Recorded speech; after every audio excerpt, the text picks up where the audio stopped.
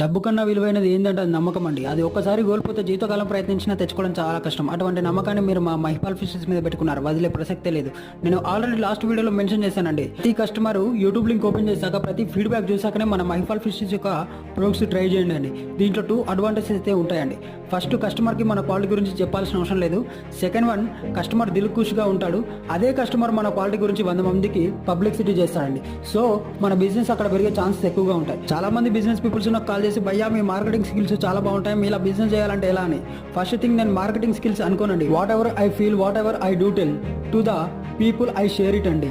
అంతకు మించి ఏం లేదు. ఇంకో విషయం, ఒక స్టార్ హీరో మూవీ రిలీజ్ అయినంత మాత్రాన మూవీ సూపర్ హిట్ అవుతుందని అనుకోవద్దు.